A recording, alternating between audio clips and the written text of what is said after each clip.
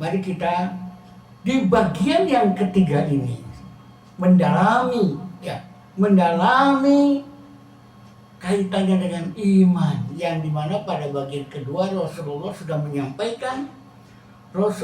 menyampaikan di bukit, ya, di atas bukit kecil itu mengenakan akan Allah, tinggalkan budaya jahiliyah, tinggalkan sesembahan terhadap berhala. Nah, disinilah ya akhirnya Rasulullah dicap sebagai orang yang majnun, ya, orang yang gila.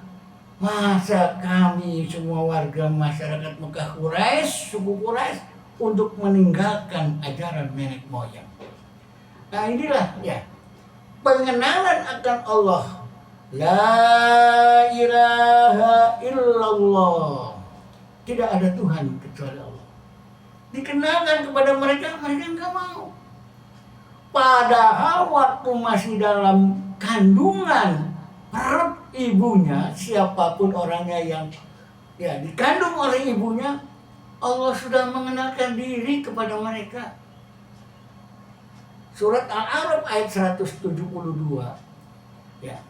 A'udzubillahi minasyaitonirrajim.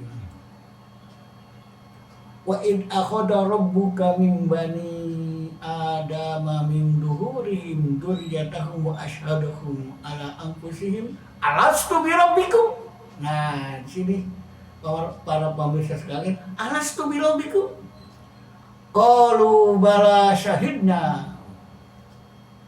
Apa je? Ya, al-ayat tadi ya. Apa je?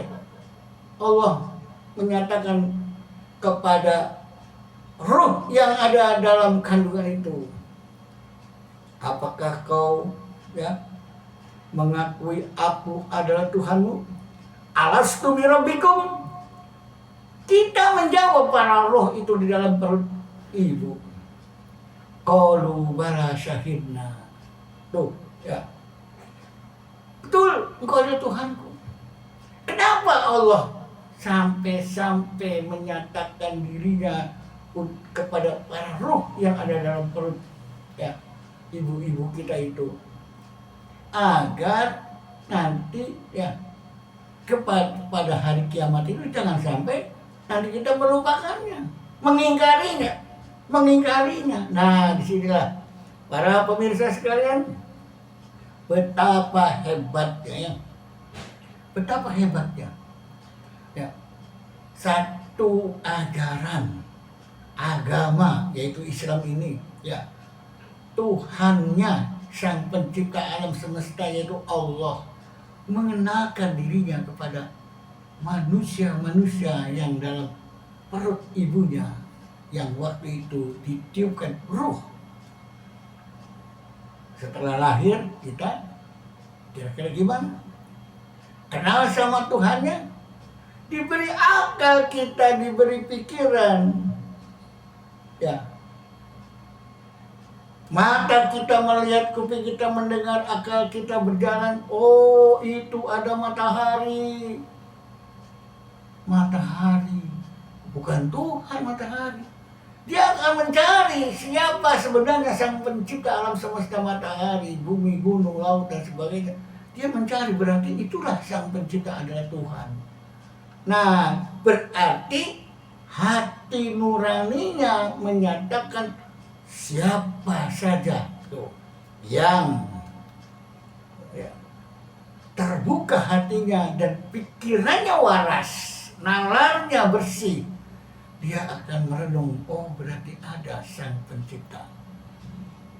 Luar biasa, ya, luar biasa. Oleh karena itu, ya, mari bagaimana di bagian yang ketiga ini kita terus apa yang dialami oleh Rasulullah setelah mendapat tantangan, cacian, makian, bahkan bagaimana menghalang-halangi orang-orang yang tidak suka kepada Islam. Rasulullah terus berdakwah melalui satu perkumpulan kecil, majelis taklim kecil, Arkom bi Abi Arkom, di Darul Arkom, tempat pertemuan untuk ngobrol-ngobrol tentang Islam. Ya kalau sekarang mah bahasanya ngopi, ngobrol persoalan Islam atau ngobrol persoalan iman. Enak sambil ngopi, jabur, ngobrol. Nah, zaman Rasulullah begitu, dari hati ke hati, ya sambil ngobrol, sambil menyampaikan pesan-pesan Islam kepada masyarakat. Semakin lama semakin bertambah. Luar biasa, ya, luar biasa. Ya. Tapi tantangannya juga sama. Sehingga orang-orang musyrikin, ya, jahiliyah kota Mekah itu terus berupaya sampai ketika dia dengan menggunakan akal merayu bagaimana agar meninggalkan ajaran Islam, kembali kepada keyakinan nenek moyang jahiliyah, ternyata tidak berhasil. Semakin kuat keyakinan orang-orang Islam di awal mula itu, as-sabiqunal awwalun itu, wah luar biasa ya, kekuatan semangat akidah imannya, sehingga ketika diculik, culik tuh main akalnya hilang, tinggal nakal. Begitu ya para pemirsa, kira-kira yang model begitu tuh zaman sekarang masih ada nggak ya kira-kira? Yang namanya manusia dari dulu sampai sekarang ya tidak beda, mirip-mirip ya, sekali 3 kepeng ya, sekali 3 uang ya, sama ya, sebangun. Nah, cuma mungkin gayanya beda-beda. Diculiklah para pengikut Rasulullah, kemudian disiksa, dipukul agar tinggalkan itu keyakinan menyembah Allah. Luar biasa ya, upaya mereka seperti itu. Bilal, wah, ternyata Bilal disiksa, dikepukin, ditindihin batu badannya, dipanas terik padang pasir. Apa tidak gila itu? Tapi Bilal tetap kuat. Ketika disiksa, dikepuk, Bilal bilang ahad. Artinya Allah itu satu. Sama dengan Amr. Bahkan Amr itu sama ayah dan bundanya. Ayah anda Yasir dan ibundanya Amr disiksa. Ya. Disiksanya, penyiksaannya luar biasa, sampai ya dibunuh ayah bundanya Amr ya, karena tidak mau mengucapkan Tuhanku Lata, Uja dan berhala. Tidak, tetap Yasir dengan istrinya ahad, Allahu Allah ya. Dia Allah ahad, tunggal, satu, esa ya. Luar biasa.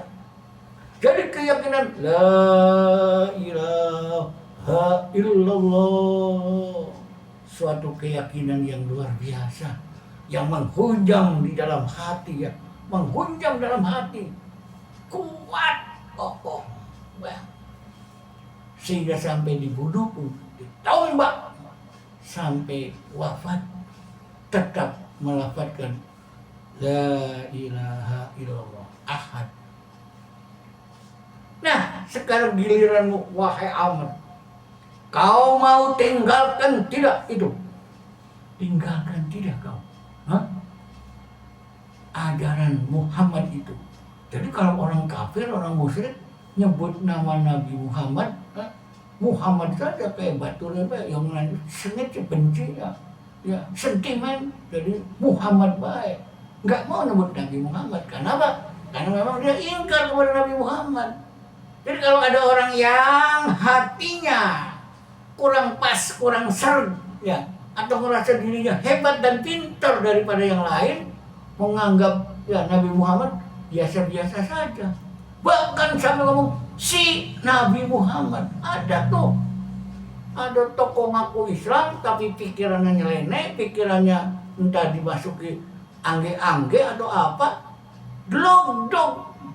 Nabi Muhammad disebutnya si Nabi Muhammad. Emangnya si atau apa maksudnya? Si-nya si bukan penghormatan.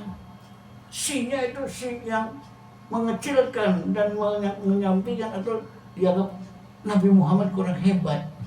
Nah itu disinilah. Jadi ini orang yang ngomong si Nabi Muhammad nggak beda dengan zaman orang-orang jahiliyah nyebut nama Nabi Muhammad namanya aja. Tinggalkan tidak ajaran Muhammad. Wah tuh hebat, galak bener nih orang. Kalau kau hai Ahmad tidak mau meninggalkan ajaran Muhammad, maka nasibmu akan sama seperti ibu bapakmu. Habis.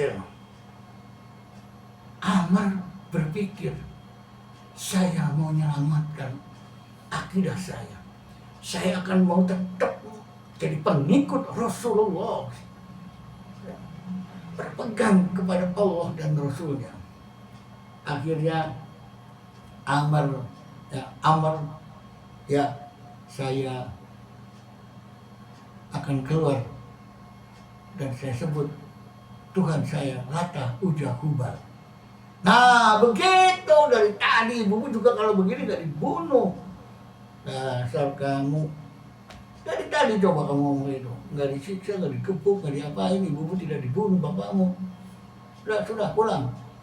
Amr pulang. Begitu pulang tidak langsung ke rumah, langsung mencari Nabi Muhammad di mana adanya. Luar biasa saudaraku, para pemirsa radio FM di mana saja berada. Akhirnya ketemu dengan Nabi Muhammad dalam sebuah pertemuan. Diceritakannya ayah bundanya disiksa sampai dibunuh. Termasuk saya sudah bapak belum bengkak-bengkak seperti ini. Akhirnya saya dipaksa suruh mengakui Tuhan berhala. Ya Rasulullah, bagaimana pengakuan saya itu terpaksa. Hanya di bibir saja ya Rasulullah, hatiku masih tetap mencintai Allah dan engkau sebagai Rasulnya. Ya Rasul gimana, minta pendapatnya. Akhirnya Rasulullah memaklumi demi menyelamatkan akidah, menyelamatkan keyakinan dari siksaan orang-orang jahat. Engkau tidak keluar dari Islam, engkau masih menjadi pengikut Buset. Wah luar biasa pemirsa sekalian di rumah. Satu keyakinan yang terus dirongrong oleh kelompok orang-orang musyrikin jahiliyah, ya, orang-orang kafir Mekah.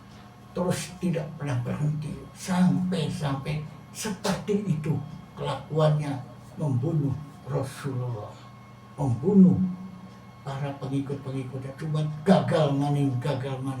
Upaya itu terus berupaya. Nah upaya mereka itu ya sampai di dalam Al-Quran digambarkan si Abu Lahab itu dia dengan istrinya terus kompak. Ya, suami istri ya, bagaimana untuk merongrong dan mencegah agar Islam jangan berkembang, terus mencegah, menghalang-halangi. A'udzubillahi minasyaitonir rajim. Tabbat yada Abi Lahab wa tab. Ma aghna anhu maluhu wa ma kasab. Sayasla narun dzata lahab wa imra'atuhu hammalatal hatab. Fi jidha hablum min masad. Luar biasa para pemirsa di rumah. Ya, betapa upaya mereka dengan tangannya Abi Lahab itu, dengan kaki tangannya, dengan para ternak bul Lahab, ternak bul Lahab, ya, para pengikut Abu Lahab yang dicekokin dengan harta benda kekayaan yang luar biasa, sehingga Abu Lahab ini menjadi peternak yang unggul dalam menghalang-halangi Islam saat itu. Kira-kira zaman sekarang ada nggak ya? Nah, jadi ternak Abu Lahab itu terbulag, ya, ternak Abu Lahab ya terus merongrong, bahkan istrinya ikut-ikutan.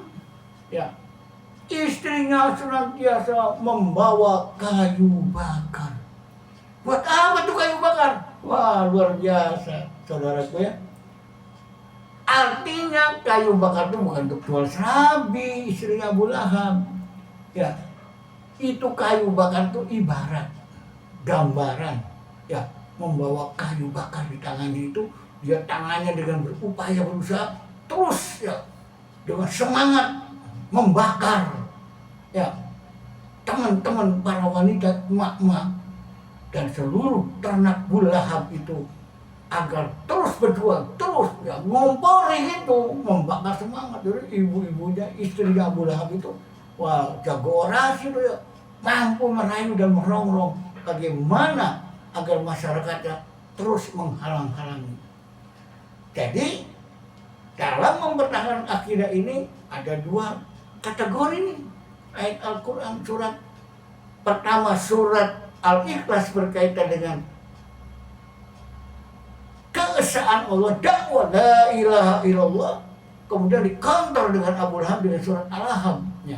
Jadi antara surat Al-Ikhlas dan surat Al-Lahab ini ada satu kontradiksi, di mana Abu Lahab membenci Islam, membenci keesaan Allah, membenci dakwah Nabi Muhammad, menghalang-halangi. Sementara Al-Ikhlas ini Rasulullah dengan pengikutnya berdakwah, mengenalkan Qul huwallahu ahad. Katakan Allah itu esa, tunggal. Nah, disinilah.